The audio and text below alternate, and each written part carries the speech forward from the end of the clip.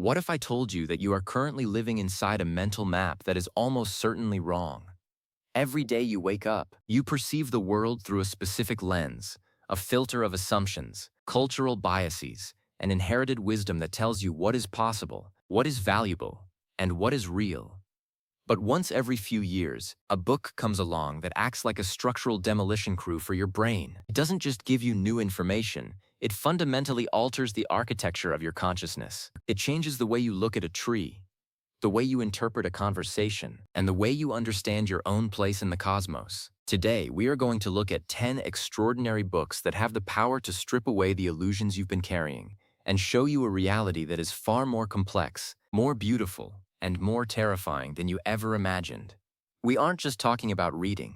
We are talking about an intellectual rebirth. Let's get straight into the first book on our list, which is *Sapiens: A Brief History of Humankind* by Yuval Noah Harari. This book doesn't just recount history. It deconstructs the very concept of human society. Harari's central thesis is that the secret to the success of Homo sapiens is our unique ability to believe in imagined realities. Think about things like money, corporations, human rights, or even nations. Can you touch them? Can you see a nation or a corporation in the physical world? No, they are shared myths. We are the only creatures on Earth capable of cooperating in millions because we all agree to believe in these stories. When you finish this book, you will never look at a dollar bill or a legal contract the same way again. You realize that the entire structure of our modern world is held together by the collective imagination of 7 billion people. It forces you to ask, if our world is built on stories, which ones are helping us, and which ones are leading us toward a cliff? The second book that will shift your perspective is *Man's Search for Meaning* by Viktor Frankl. This isn't just a memoir of surviving one of the darkest periods in human history.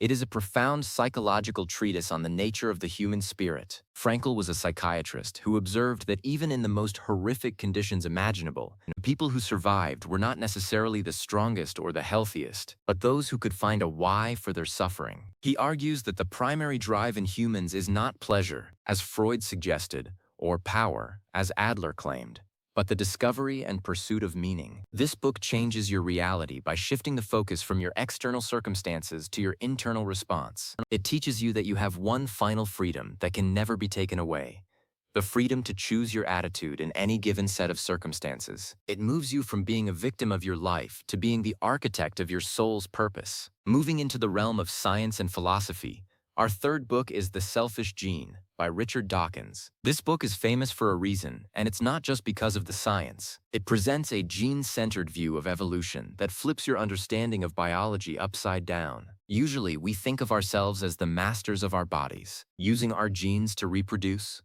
Dawkins suggests the opposite.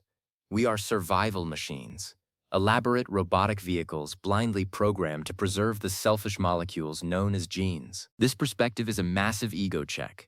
It makes you look at altruism, family dynamics, and even aggression through a cold, calculated lens of genetic survival. Even if you don't agree with every conclusion, the mental exercise of seeing yourself as a temporary vessel for immortal information changes the way you perceive your desires and your biological drives. The fourth book is one that explores the hidden forces of the mind, and that is *Thinking, Fast and Slow* by Daniel Kahneman. If you think you are a rational person who makes logical decisions, this book is going to hurt your feelings. Kahneman, a Nobel Prize winner, explains that our brains operate using two systems. System 1 is fast, intuitive, and emotional. System 2 is slower, more deliberative, and logical. The catch is that System 1 is in charge way more than we realize, and it is riddled with cognitive biases. This book reveals the glitches in your mental operating system. You'll learn why we overvalue things we already own, why we fear losses more than we value gains, and how our memories often lie to us about how happy we actually were. After reading this, you'll start spotting these biases in your own thoughts in real time. It's like getting a manual for your brain that actually explains why you do the weird things you do. Next up, at number 5, we have *The Master and His Emissary* by Iain McGilchrist. This is a massive, deeply researched work that goes far beyond the left brain versus right brain cliches you've heard. McGilchrist argues that the two halves of our brain perceive reality in fundamentally different ways. The left hemisphere is focused on detail, utility, and manipulation. It sees things in isolation. The right hemisphere is focused on the whole, on context, and on connection. It sees the big picture. The reality we live in today, according to the author, is dangerously lopsided toward the left brain's perspective. We live in a world of bureaucracy, categorization, and digital fragments, losing touch with the holistic, embodied experience of the right brain. This book changes your reality by making you realize that your worldview isn't just a choice. It's a physiological result of which side of your brain is dominating your perception. It calls for a return to a more balanced way of being. The sixth book on our list is Meditations by Marcus Aurelius. This is unique because it was never intended to be published. It was the private journal of the most powerful man in the world, the Roman emperor, reminding himself how to be a good person. Aurelius practiced Stoicism, a philosophy that is essentially a toolkit for dealing with the chaos of reality. His writing teaches you that the world is in a constant state of flux, and most of the things we worry about are completely outside of our control. The only thing we truly own is our own mind and our own character. Reading this book feels like having a conversation with a wise ancestor who is telling you to stop complaining, stop fearing what others think, and start living according to nature and reason. It turns the noise of the modern world into a distant hum and allows you to find a center of gravity within yourself. For number 7, we explore the social and psychological constructs of our time with The Denial of Death by Ernest Becker. This is a heavy one, but incredibly rewarding. Becker's core argument is that almost everything humans do, our pursuit of fame, our religious devotion, our accumulation of wealth, even our creative output, is a response to our deep-seated terror of our own mortality. We create hero systems and symbolic immortality projects to convince ourselves that we aren't just biological organisms that will eventually pass away. This book acts like a black light being turned on in a dark room. You suddenly see the why behind the frantic energy of our civilization. It makes you look at your own ambitions and ask, am I doing this because it's valuable, or am I just trying to outrun the inevitable?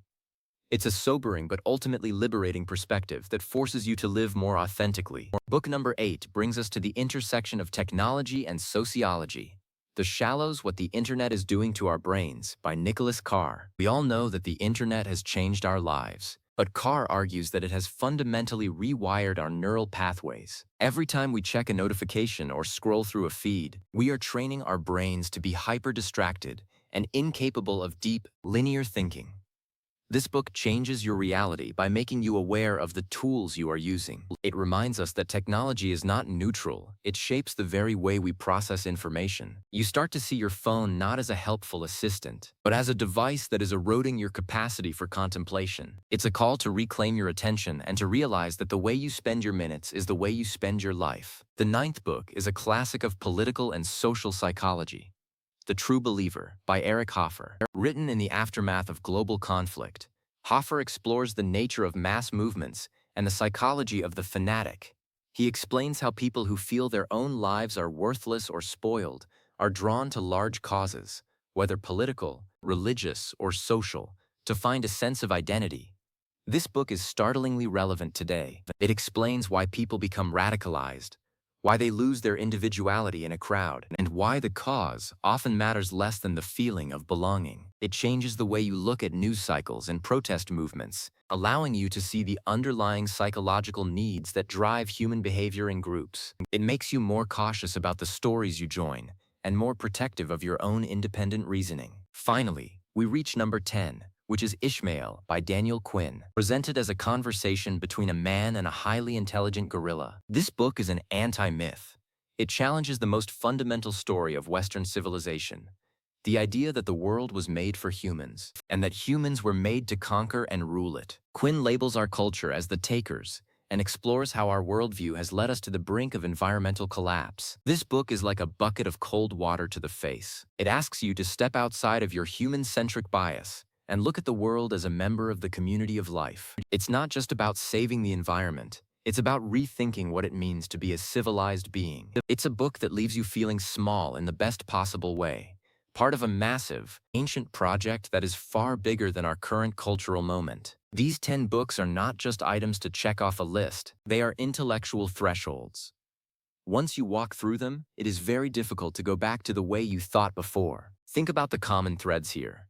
From Harari to Quinn, there is a recurring theme that our world is built on narratives. on myths and stories that we've mistaken for physical laws. When you realize that this is just how the world is actually just this is the story we are currently telling, you gain an incredible amount of power. You realize that stories can be changed. Perspectives can be shifted. Reality, as you perceive it, is a collaborative project between your biology, your environment, and the books you choose to put into your head. As you consider which of these books to pick up first, don't worry about whether they are difficult or long. The difficulty is part of the process. Your brain needs to be stretched. It has to struggle with these ideas for the rewiring to take place. Imagine your mind is like a garden. If you never pull the weeds of your old assumptions, nothing new can grow. These books are the tools you need to clear the ground. Some of them might make you uncomfortable. They might challenge your political beliefs, your religious views, or your sense of self-importance. But that discomfort is the sensation of growth. Consider the impact of Viktor Frankl's work on your daily stress. When you realize that you have the power to choose the meaning of your experiences, the reality of a bad day at work or a frustration in your personal life changes. It doesn't mean the stress goes away, but the weight of it shifts. You are no longer a leaf being blown by the wind. You are a conscious observer who can find a lesson or a purpose in the struggle. That is a massive shift in reality that doesn't require a single change in your bank account or your job title. Or think about the shallows. Many of us feel like we are constantly behind, racing to catch up with an infinite stream of information. When you understand the black box of the algorithm and the way it's designed to exploit your dopamine system, your reality changes.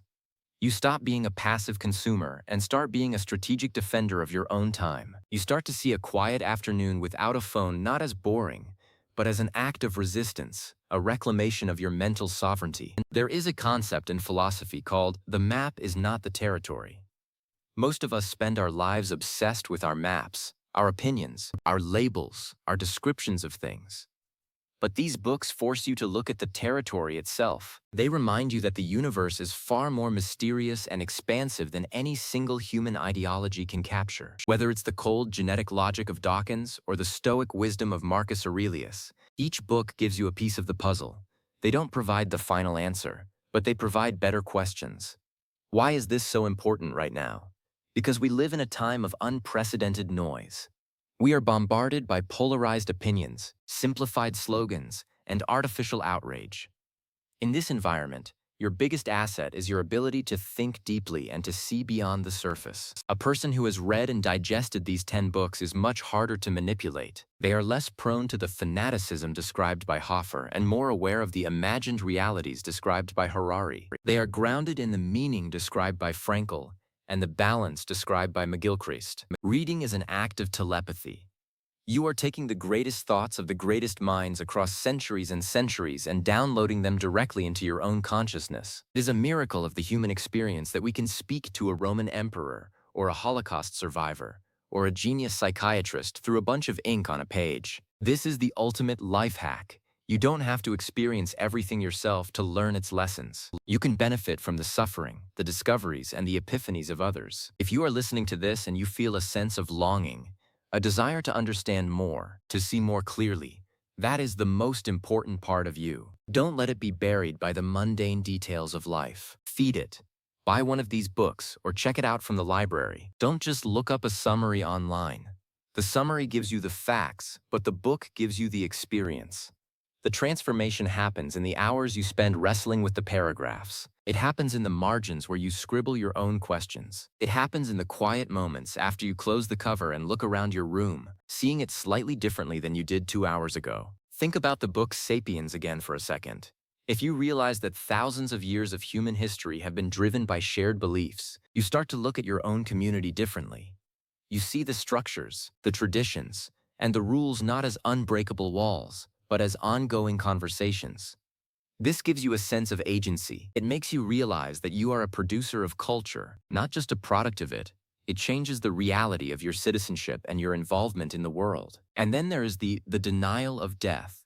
It sounds like a grim topic, but understanding your own relationship with mortality is the most life-affirming thing you can do. When you stop denying the reality of your limited time, you stop wasting that time on things that don't matter. You stop chasing hero projects that are just ego-driven distractions. You start focusing on the quality of your relationships and the integrity of your character. The reality of death makes the reality of life more vivid, more colorful, and more precious. As we move toward the end of our list, take a moment to reflect on your own hero system. What is the story you are telling yourself about why you are here? What are you trying to accomplish? Are those goals truly yours, or are they programmed into you by the survival machines of your genes or the imagined realities of your society? These books provide the perspective you need to step back and see yourself from a distance. They give you the God's eye view of your own life. There's a famous quote that says, "A mind that is stretched by a new experience can never go back to its old dimensions." That is exactly what we are aiming for today. Each of these books is a stretching exercise. They will push your boundaries. They will make you rethink your definition of success, happiness, and truth. And while that can be a little scary, it is also the most exciting thing in the world. To see reality more clearly is to live more fully. It is to move from being a character in someone else's story to being the author of your own. Don't feel like you have to read all 10 in a month. Pick the one that sparked something in you as I was describing it. Maybe you're feeling a bit lost and you need the meaning of Frankl. Maybe you're feeling frustrated with the modern world and you need the guerrilla perspective of Quinn. Maybe you're feeling like your attention is a mess and you need the cautionary tale of Carr. Start where you are. The journey of 1,000 miles begins with a single page. Everything we've talked about today, the hidden biases, the biological programming, the social myths, the stoic discipline, all of it points toward a single truth. Your reality is a work in progress. It is not a fixed, static thing. It is something you participate in every single day. By feeding your mind with high-quality, deep-thinking material, you are upgrading the resolution of your world. You are going from a grainy, black-and-white view to a rich, high-definition, multi-dimensional understanding. Imagine the version of yourself that has absorbed the wisdom in these 10 volumes. That person is more resilient, more compassionate, more discerning, and more deeply connected to the world around them. That person is ready for the challenges of the future because they understand the lessons of the past. That person knows that the dark side of technology and society can be overcome by the light of human wisdom and awareness. The world out there is big and messy and complicated, but inside a great book, that complexity is distilled into a form that a human mind can grasp. Books are the ultimate compression technology. They take lifetimes of experience and turn them into something you can hold in your lap. They are the artifacts of our species' search for truth. By reading them, you are joining that search. You are becoming part of a tradition that stretches back to the first humans who sat around a fire and wondered why the stars moved. Keep your curiosity alive. Don't settle for the standard version of reality. There is so much more to see, so much more to understand. The hidden parts of the world are waiting for you to find them, and the key to finding them is sitting right there on a bookshelf. Go out and find it. Start reading, start questioning, start seeing. The transformation starts now. The next time you walk down the street, maybe you'll think about the shared myths that hold the buildings together, or you'll notice a bias in your own reaction to a news story, or you'll take a deep breath and find the stoic center in a moment of frustration. When those things start happening, you'll know that the books are working. Your reality is changing, and you are becoming the person you were always meant to be, a seeker, a thinker, and a truly awake human being. The list is ready. The books are waiting. The only thing missing is you. Take the leap. Dive into the deep end of the human intellectual heritage. It might be challenging, but the view from the other side is worth every second of effort. Here is to a new way of seeing, a new way of thinking, and a completely new reality. Your journey into the greatest thoughts ever recorded begins with the first word of the first book you choose. Enjoy the ride. It's going to be the most important thing you ever do for yourself. Happy reading, and may your mind be stretched to its furthest and most beautiful limits.